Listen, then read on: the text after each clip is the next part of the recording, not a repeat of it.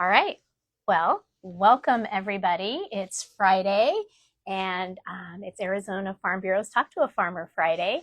I'm Anna Otto. I'm actually filling in for Julie Murphy.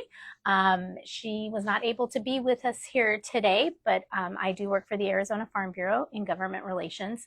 And I'm also the outreach manager for Yuma County Farm Bureau since I happen to office out of that location. And that's where we're coming to you live from today is Yuma. And we're actually continuing this Talk to a Chef series. This is the second installment. The first installment was a couple of weeks ago. And I'm really excited to be here today with Chef Alex Trujillo here in Yuma. I personally am excited because I have lived in this area for about 9 years now and have had the opportunity to enjoy the excellent food that Chef Alex prepares at his restaurants. And I'm so excited to learn more about you and what you do here in Yuma and your culinary experience. So Thank you. welcome. Thank you for having me. Welcome, Uh, welcome to the restaurant early, right? Usually, right. usually we're here later in the evening, but welcome. Like I said, I'm Chef Alex Trio here in Yuma, JT Prime Kitchen here in Yuma. I'm from Yuma, born and raised. Of it's my hometown.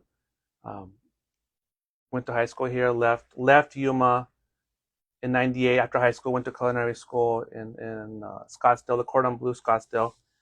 It's no longer there, but that's where I went to school in '98, and basically left Yuma for 11 years, give or Gotcha. take 10 or 11 years. So never thought I'd be back in Yuma, but here we are sitting here in Yuma.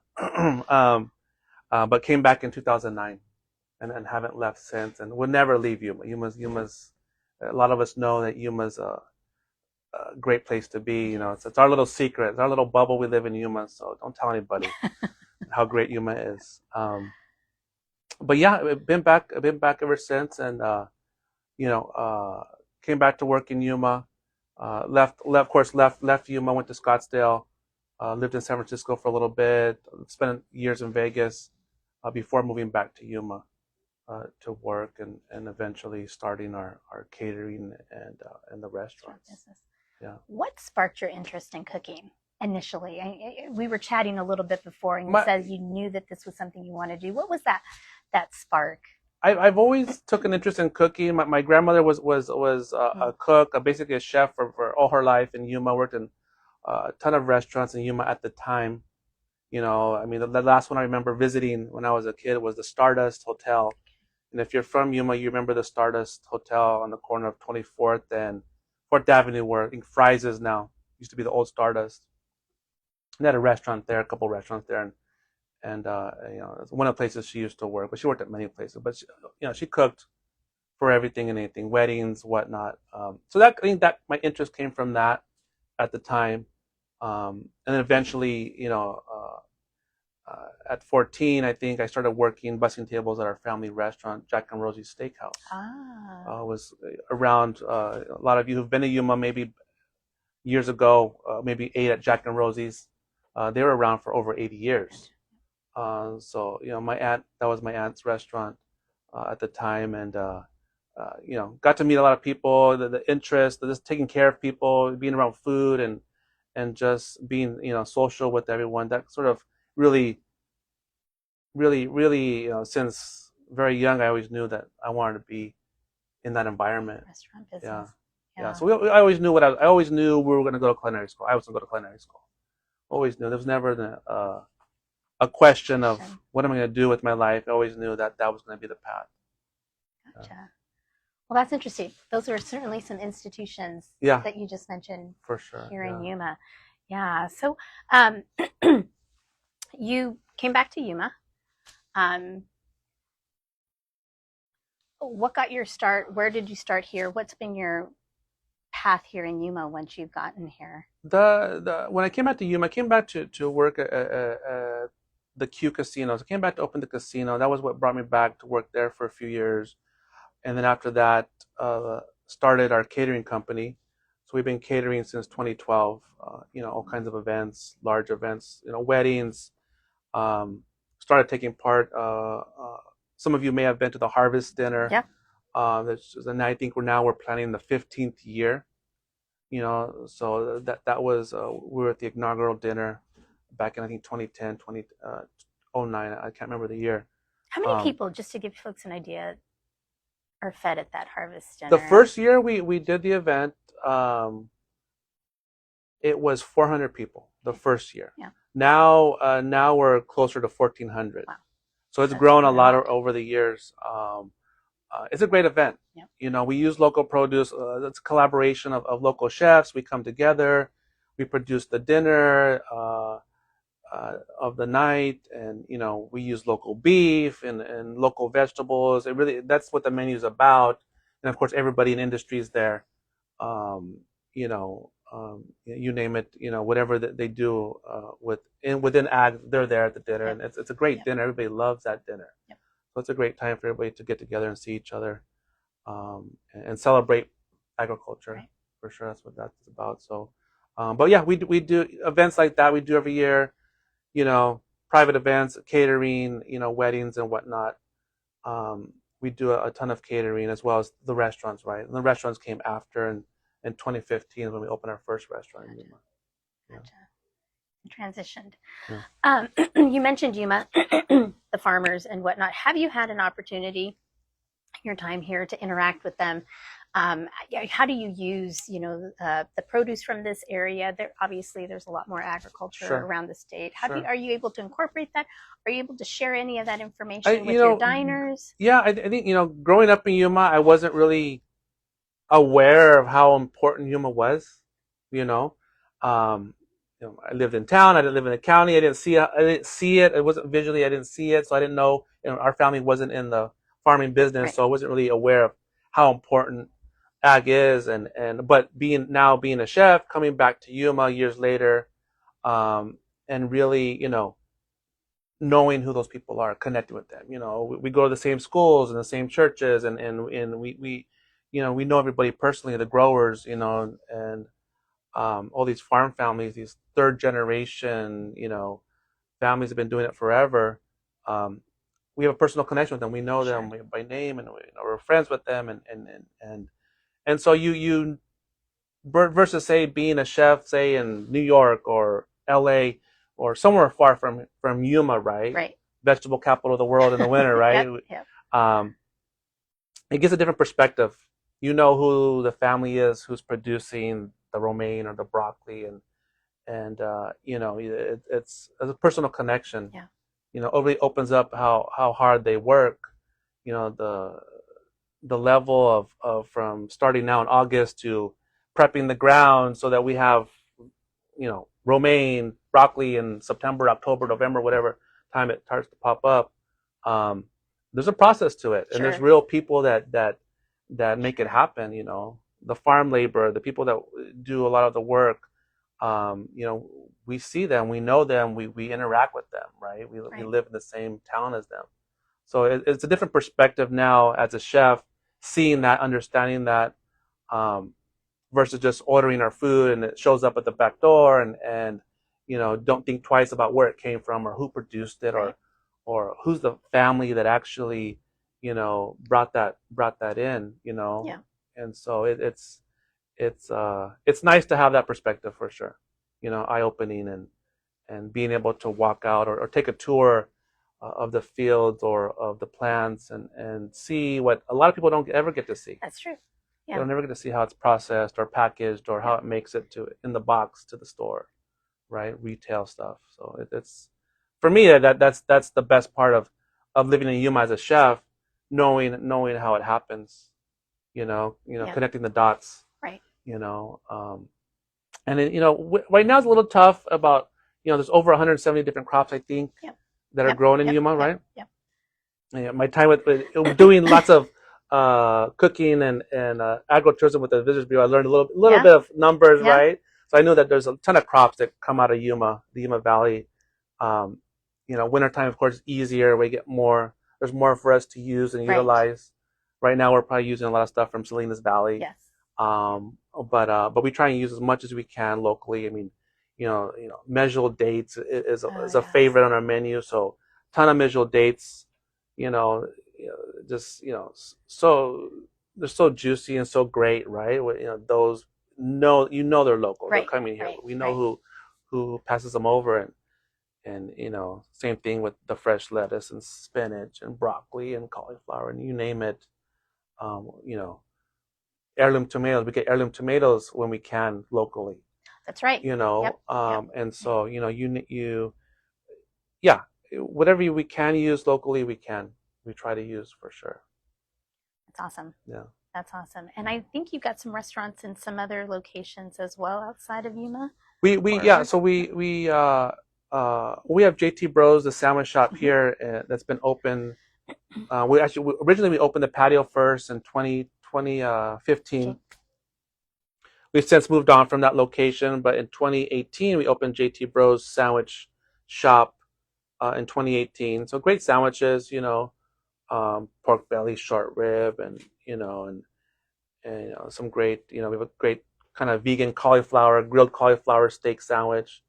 So we try to incorporate what we can with our sandwiches. And then in 2020, July 2020, we had a little bit of time on our hands at that time. COVID had happened and was still happening at the time, and so we had some time to focus on our next concept, which is JT Prime, which is basically uh, the dinner version of JT Bros. But a little bit high end. Nothing disposable and to go like JT Bros. And so we started JT Prime at night in the sandwich shop as a pop up. Yeah.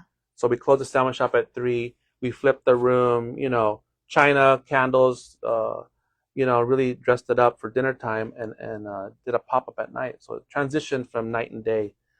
So that was in July 2020, JT Prime. Um, and so it went really well. The way we set it up, the menu, just the ease of everything at the time, that it worked. It made sense as a business operation. So in July 2022, we opened JT Prime in Old Town Scottsdale.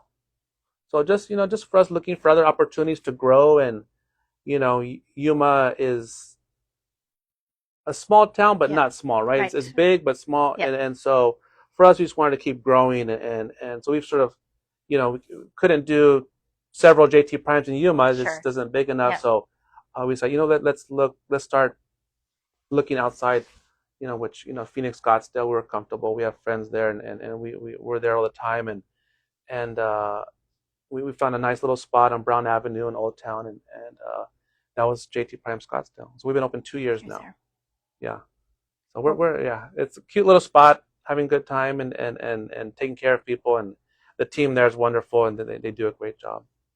And I want to make sure to highlight that, right? Because I mentioned that we're here in Yuma today, but just because we're talking Mm. about Yuma and because we're sitting here in your restaurant here, I want to make sure that folks at another part of the Sure. state know that there's a JT Prime in Scottsdale that they Yeah. can go and enjoy. And is the menu pretty much? Is it So similar? yeah, it's similar menu, similar menu. We'll switch out things Uh-huh. here and there for specials and whatnot, but great menu, great cocktails, great vibe, ambiance, very intimate. Um, people really enjoy Yuma and Scottsdale, and they're always surprised when I tell them, "Oh, we're from Yuma. We started in Yuma, right? We're home based in Yuma. That's where we started." So they're always, you know, happily surprised that, oh wow, this is kind of cool. There's a place like this in Yuma. In Yuma. Yep. People who don't know Yuma too well, or don't understand Yuma, they don't again understand how great Yuma is. It is. It is.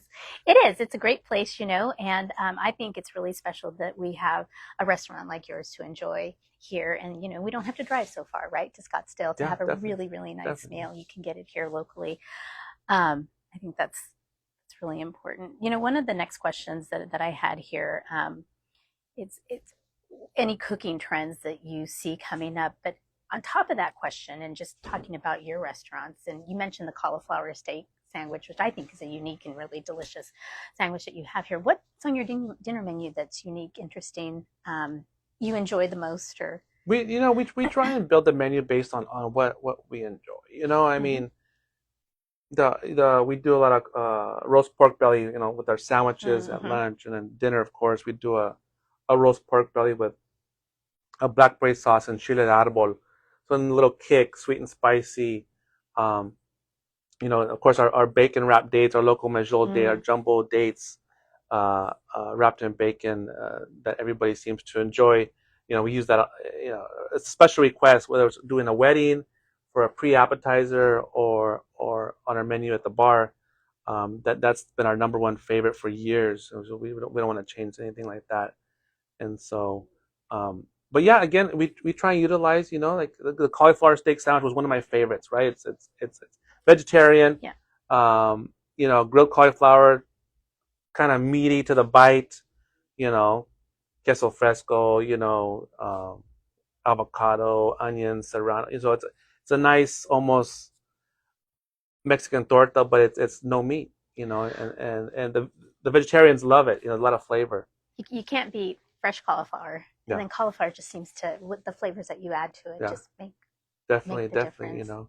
And Yeah. on top of that, fresh seafood and fresh oysters and which doesn't matter where you're at in the country. Um, people, you have fresh seafood in Yuma. Yeah, it doesn't matter where you're at in the country. Everything's FedEx the next day. Gotcha. From fresh. So it doesn't matter where you're at in the country. You can get fresh seafood any day of the week, and so we're pretty lucky to be able to offer that, to our guests, along with prime beef and our steaks and whatnot. Yeah. Yeah. But yeah, it's and we have fun too. The restaurant, of course, is every day, but then like I said, the catering. We've done a ton of like specialized dinners out in the groves, like in the date Yep. gardens. We'll do date night dinners where the menu is focused on the date, and so we'll infuse date into the recipes. It'd be like a 5-course dinner, highlighting the date. We might do a tamarindo date margarita, Yeah. to start as a welcome cocktail, and then from then on, our different courses throughout the night. Maybe end with the gorgonzola date tart and a date. We do everybody's favorite, like a Kahlua date frappuccino, sort of like kind of frappuccino / milkshake. Yeah. To end the night. And so we try and infuse dates into that dinner. So it's like a themed dinner we do to highlight that particular fruit. Yep. And so we have fun, and we'll be out in the middle of nowhere under the palms, under the stars. And so we'd like to do fun things like that as well. City of Yuma did something similar. The Visitors Bureau did that for quite a few years. Yeah, we were always involved in that dinner. So usually during the cooler months, that we did that dinner, open to the public. And I'm not sure if there's any more on the calendar this year. I believe there is going to be, but that's always a fun event. Yeah.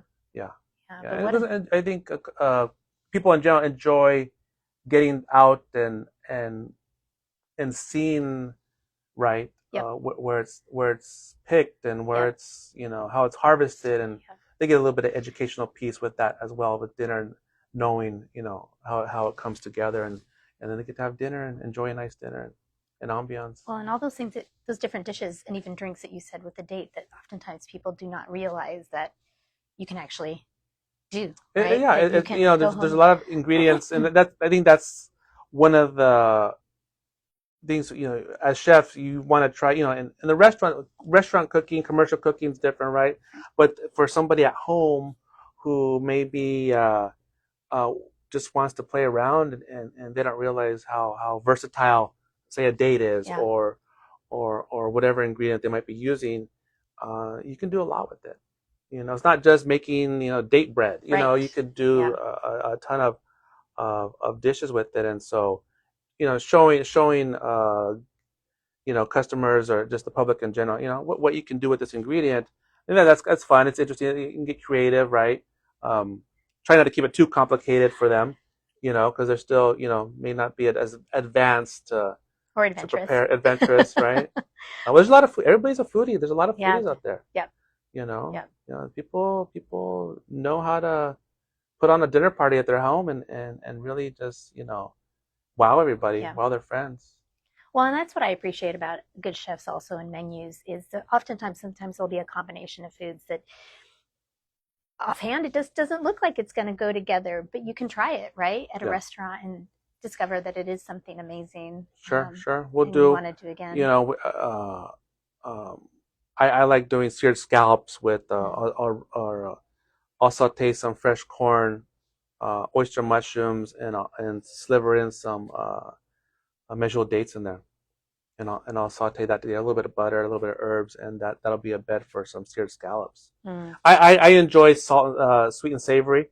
So, the date and the savory of the mushrooms and the corn with the seared scallops, for me, go really well together. And so I enjoy that dish. Yeah.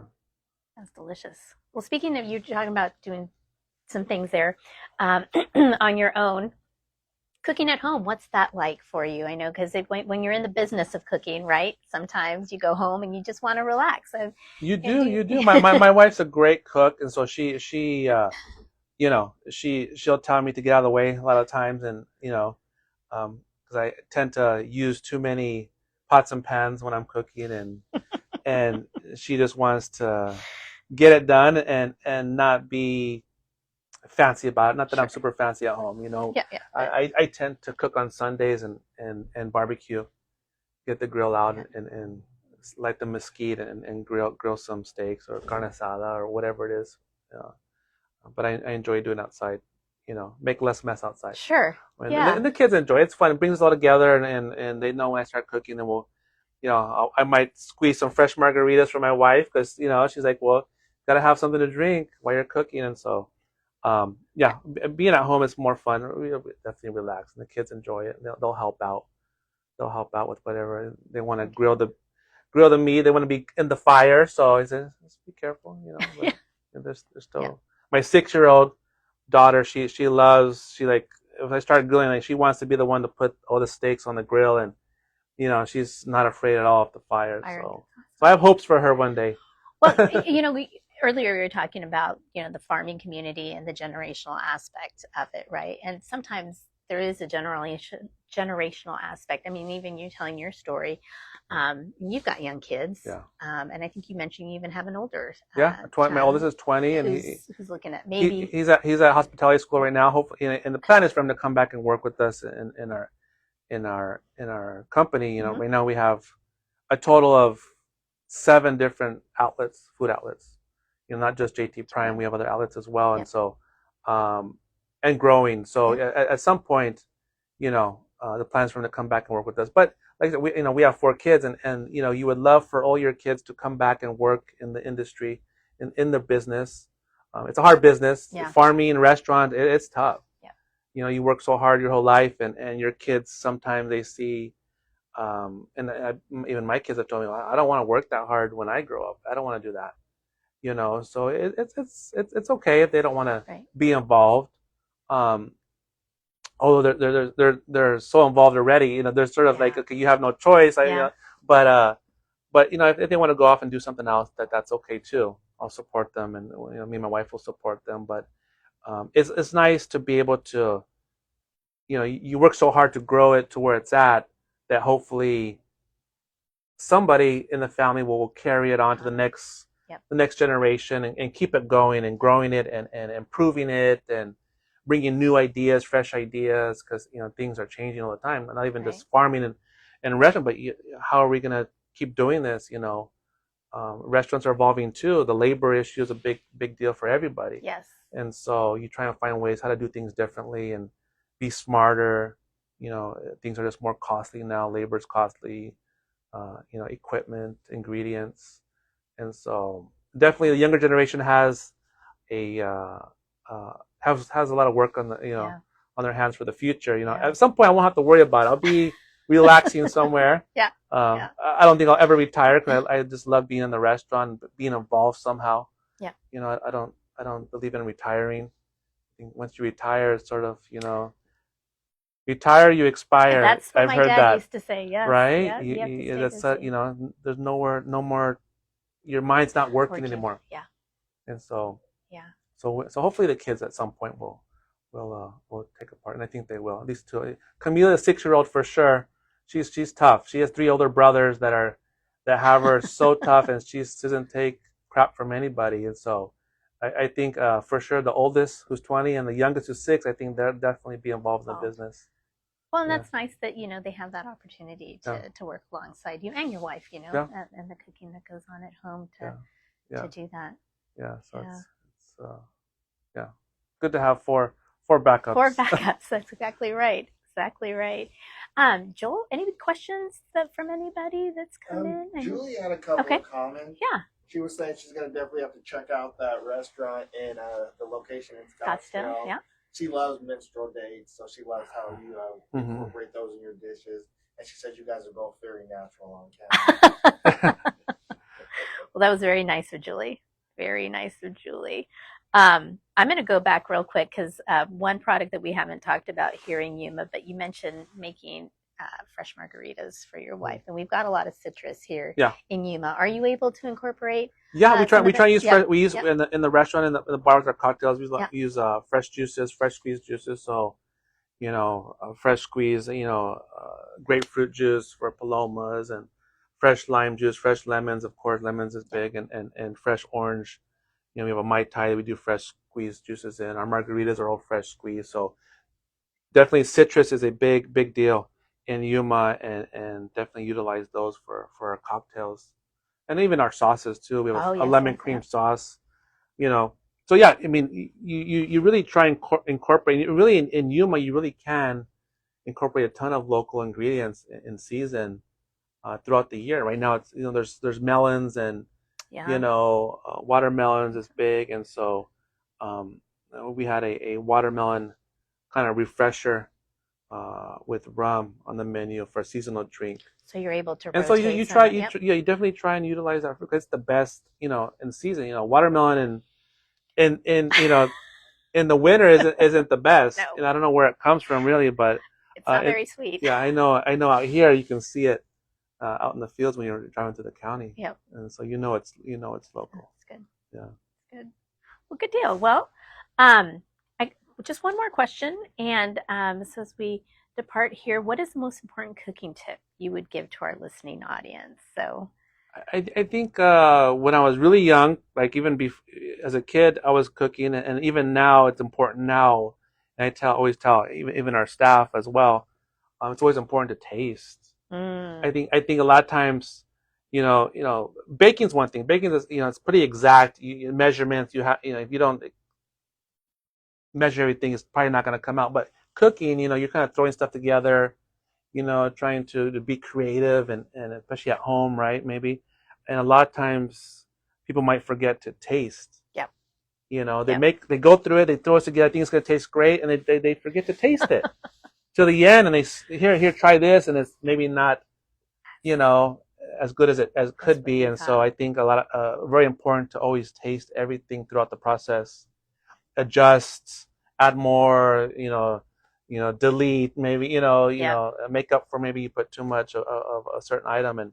And so I think people a lot of times forget to taste what they're making. So that's really important for us to always be tasting throughout the night, and even at home, constantly tasting to make sure you're happy with it before you serve it to your guest. That's the one tip I tell everybody at the restaurant: make sure you're tasting. Always be tasting throughout the night, and especially in the restaurant throughout the night. We may have a sauce on the grill and the sauce pot, and if you leave it too long, it'll reduce. And so where it may have been perfect 10 minutes ago, you left it on too long and it reduced, and now it becomes more concentrated. Salt, you serve it, the guest said it's too salty. Well, yeah, because it's got concentrated. You didn't take care of it, you didn't taste it before it went out, you didn't adjust it. And so always tasting, I think, for anybody at home too, always taste, make sure you're happy with it, and taste it before you send it out to your guest. That is an excellent tip. Yeah. That's an excellent tip to wrap. Always tasting, for sure. Well, anything else? No, but thank you for coming to visit us. Used to visit more often. So again, I'm super excited to have had this opportunity.